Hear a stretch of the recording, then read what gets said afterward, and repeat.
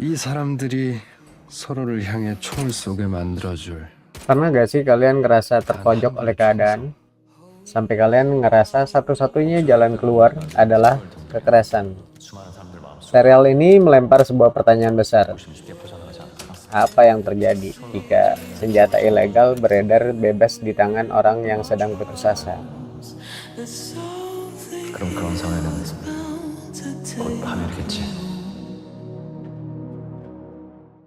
Halo guys, ketemu lagi sama gue, Atong. Nah, ini adalah salah satu segmen atau konten terbaru gue ya. Nah, video ini kurang lebih ngebahas soal film atau serial yang lagi rame gitu loh. Di video kali ini, yang akan gue bahas adalah serial, ya kalian pasti udah pada tahu lah ya. Ini serial original Netflix yang judulnya Trigger. Serial ini tuh ngeri banget prestasinya. Dari salah satu sumber yang gue baca, ini kan dia keluar Juli atau Juni 2025 gitu loh. Nah, ini tuh sukses besar ketika dia baru muncul di Netflix. Nah, dia sempat jadi peringkat nomor 1 di Netflix, dan dia masuk top 10 di 93 negara dalam satu hari. Bahkan pada saat itu dia mengalahkan serial Squid Game ya, yang emang booming banget gitu loh. Sebenarnya masih banyak prestasinya, tapi kalian bisa searching sendiri. Karena gue nggak akan bahas soal prestasinya, melainkan pesan dari serial ini. Karena setiap cerita punya pesan untuk kita. Ya udah, langsung aja kita bahas di.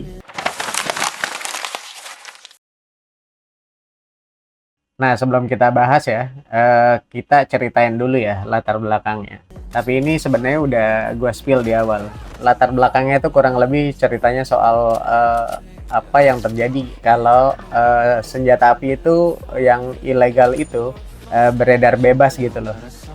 Ada beberapa pesan moral yang gue tangkap dan gue mau share ke kalian. Tapi ini sekali lagi ya, bukan untuk menggurui. Ini hanya opini dari gue dan perspektif dari gue lah, intinya itu. Nah, di serial ini nunjukin bahwa senjata tuh seringkali dianggap sebagai solusi instan bagi orang-orang yang putus asa gitu loh. Maksudnya gini, fenomena ini kan di serial ini kan yang diceritain itu banyak sih fenomenanya, tapi salah satunya soal perundungan di sekolah ya.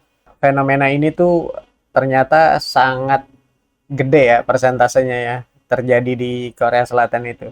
Sekitar 40%-an lah, sekitar segitu persentasenya. Ini gue ceritain lebih detail sedikit ya. Jadi ada siswa yang cupu dirundung sama siswa yang populer, ganteng, kaya gitu.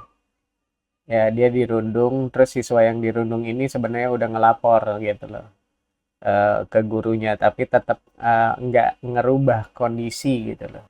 Siswa yang dirundung ini juga nggak berani cerita ke orang tuanya gitu loh, karena takut ngerepotin. Nah, kurang lebih kayak gitulah yang ada di serial itu gitu. Nah, sebenarnya kondisi kayak gini juga nggak asing ya.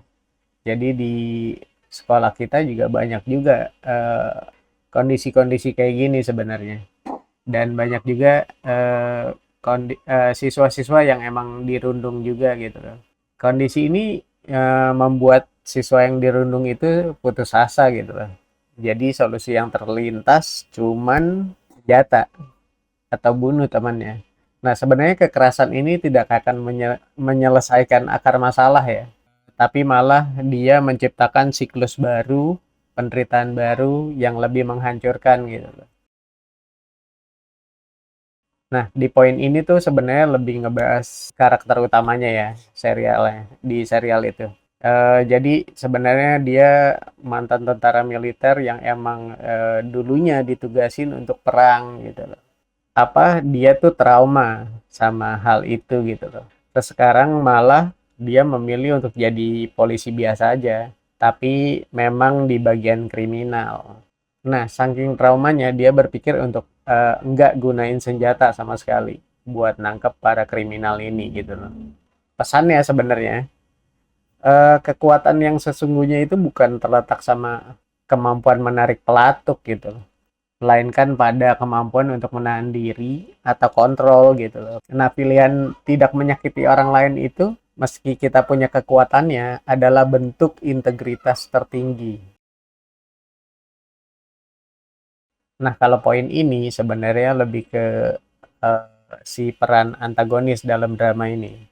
Jadi dia tuh kasih-kasih senjata ke orang-orang yang emang ngerasa dihianatin gitu loh, sama sistem negara, sistem hukum gitu loh.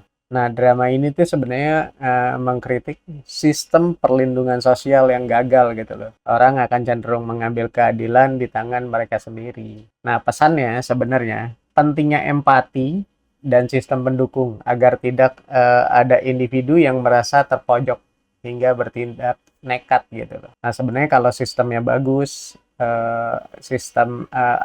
ada sistem pendukungnya baik, empatinya baik, harusnya semua orang yang kayak dirundung itu nggak merasa terpojok gitu loh. Mereka mendapat pembelaan, mereka dapat perlindungan gitu-gitu. Kalau di poin ini, setiap pengambilan keputusan apapun pasti ada dilema, pasti ada konsekuensinya, dan yang bisa dilakukan setelah mengambil keputusan adalah hadepin konsekuensinya. Seperti judulnya lah, ketika pelatuk ditarik, tidak ada jalan untuk kembali buat pelurunya yang udah terlepas dari selongsongnya. Pesannya sebenarnya ketika kita emosi seperti marah, dendam ya, dan sebagainya gitu, bisa memicu keputusan yang merusak seluruh masa depan gitu.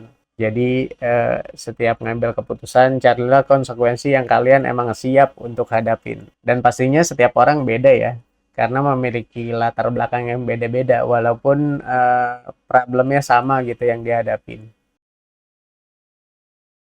Nah, drama ini mempertanyakan, apakah membalas kejahatan dengan senjata bisa disebut dengan keadilan gitu. Melalui dinamika tokoh utamanya, penonton diajak sadar tuh bahwa balas dendam seringkali hanya pemuasan ego yang berkedok keadilan, dan pada akhirnya hanya akan menyisakan kekosongan gitu.